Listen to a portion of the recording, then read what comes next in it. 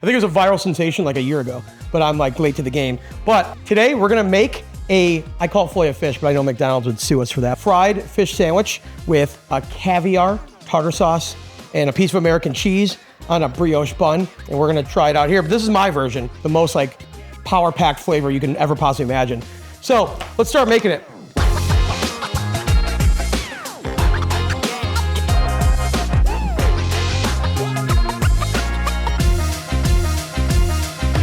So to get ready, we need to have my cutting board not wiggle and jiggle. So I'm going to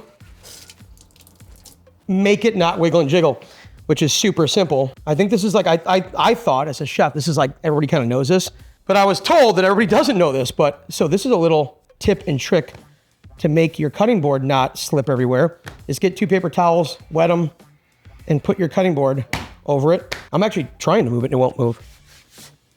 So there you go. That is how to make your cutting board not stick and you don't cut your finger off. I kind of looked up some recipes online and I saw that they are using cod. Everybody does a cod, but I have Chilean sea bass because Chilean sea bass is super, super delicious. It's just more of like a juicy, juicy fish. It's not just like, it has so much flavor in it. It's got a lot of fat content. So the first thing you want to do, we're going to bread this bad boy up. You know, flour, egg wash, panko.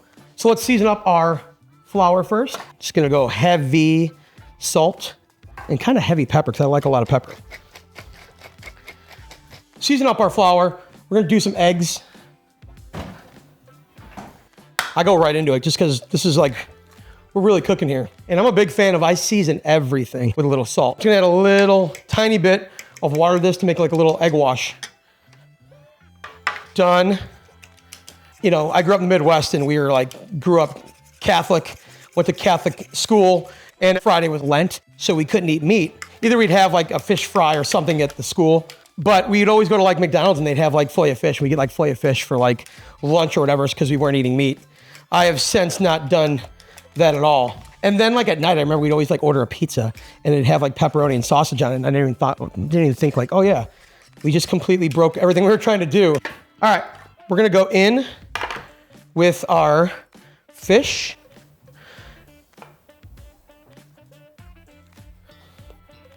And really coat it up.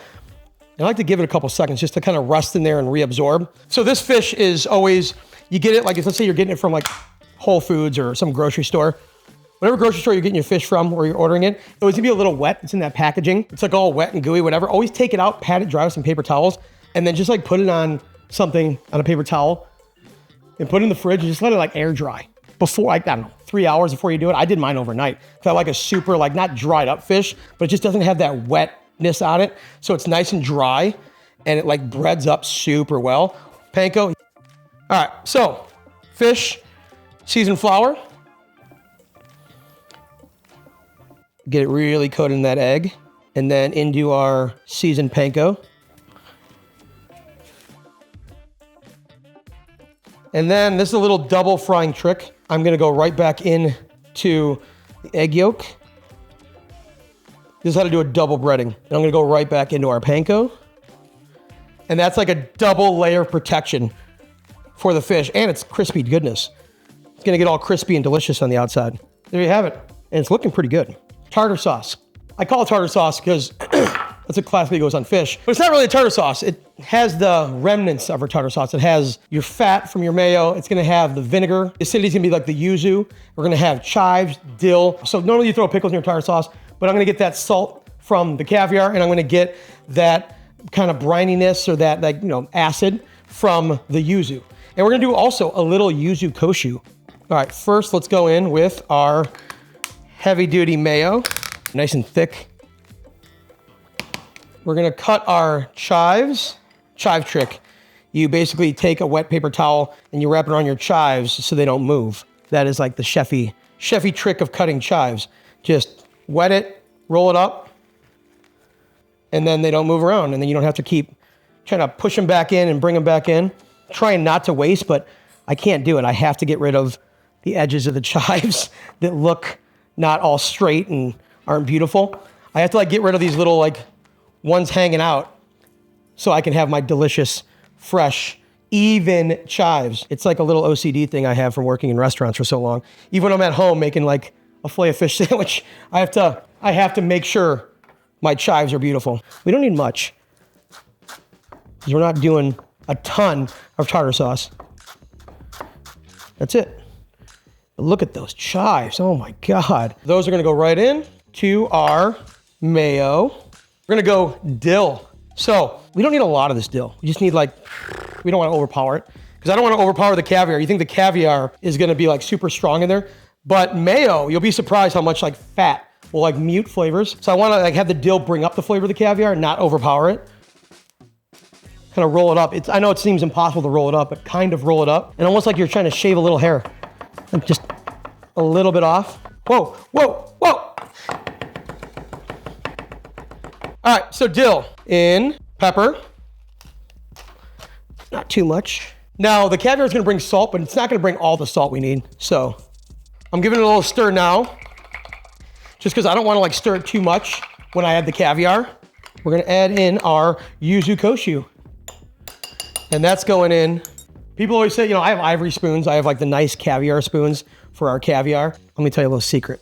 No one else is gonna tell you. It truly doesn't matter. It only matters if I'm gonna take a bite of this caviar with the metal hitting my mouth. But if you're just putting caviar into anything, you don't need that ivory spoon. You do need it for if you're gonna bite off that ivory spoon. You're gonna take a little bite because you don't want that metal to react with it. But if you're just doing this, it's fine. And that's all going in. That's all gonna go in. And this is good caviar. If you don't think we're not gonna garnish with extra caviar, of course we are. I'm a big fan of like reserving a little bit of your prep for garnish. That's just who I am. It's just from cooking in fine dining restaurants. You always wanna like, even if it's a fish sandwich, you want it to look really cool. Easily, I mean, I'm not exaggerating. This is probably about $350 to $400 of the caviar. This is now caviar with tartar sauce, not the other way around. Let's fry our fish. So I want my oil to be 350, and that is 352. Let's go in. And I always just like to make sure they're not sticking. Just kind of give them a little help. That's getting really beautiful. Beautiful, that is perfect. This cat's ready to rock. Right when they're out of the fryer, you want to season these guys. Some flaky kosher salt. Put your cheese on so it gets a little melty and glues together. American cheese is just gonna give that like beautiful gooey bite with the crispiness and that hot fish. So got myself a brioche bun. I kind of like that soft bite of the bun. I don't really want this toasted. I want that like soft bite when you bite through. It's almost like that old school fast food chain fish sandwich. But this is something I always do, even when I make sandwiches just by myself. I'm always just kind of like, I indent it a little bit, kind of make like a little fist. All right. Normally you wouldn't put this on both sides, it'd just be on the top. But since we have the best caviar tartar sauce money can buy, we're gonna put it on both. So I'm gonna use this as my actual tartar sauce spread, not just for like a gimmick. I want this flavor on there. Right with our fish sandwich on top. Look at that. That's what you want. This is what makes life worth living, is putting this much caviar tartar sauce on your fish sandwich. Just to be a complete American glutton, I'm gonna put more caviar on it. It's like my thing. I love caviar so much that my keys have a little caviar opener on there. I didn't just do that for this. That's how much I am always like looking for a caviar key. Look at that. Look at how beautiful that caviar is. We're gonna do a little tester. Make sure the caviar is not poison. I mean, I love caviar so much that I actually have the tattoo of the caviar spoon to do a little caviar bump. So we're gonna do a little tester. That is very delicious caviar. Let's be gluttons.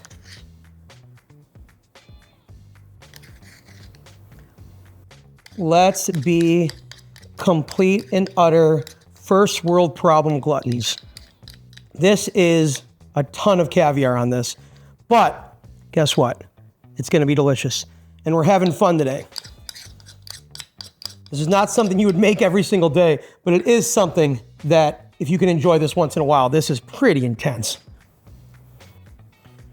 Look at that. That is beautiful. That is unbelievably beautiful. This is our fillet of fish sandwich with American cheese, caviar tartar sauce, caviar, and extra caviar. Let's dig into this guy.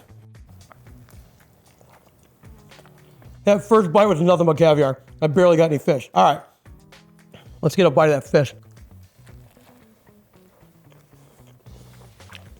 You would think that amount of caviar would be overpowering. It 100% isn't. It is not overpowering at all. That Chilean sea bass has so much fish flavor. It's crispy. That American cheese is so melty and like kind of tacky in the roof of your mouth. And that tartar sauce, that fat, kind of brings that whole thing through with the brininess of all that caviar. And that caviar just shines. So it completely goes really well with that mayo and the tartar sauce. You get a little of that citrusy bite from the yuzu, but really, honestly, you would think the star would be the caviar. The star is that fish. When you break through that first bite, you get that crispiness of that fish, and then it mixes with the caviar, with that mayonnaise, with the yuzu, with that American cheese.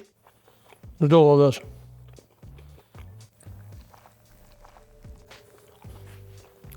That is where it's at. If you got an extra $1,000 laying around, you should make this. It's that good. That's really good. Hey guys, Brad Miller here. Thanks so much for watching my recipe videos. Make sure to like and subscribe. It really helps out the channel, and it keeps me making these really fun videos for you guys, because that's honestly what I love to do. I love making really fun recipe videos for all you guys. So like, subscribe, and hey, comment below and let me know what you guys want to make, what you guys think. Just keep rocking and rolling with it.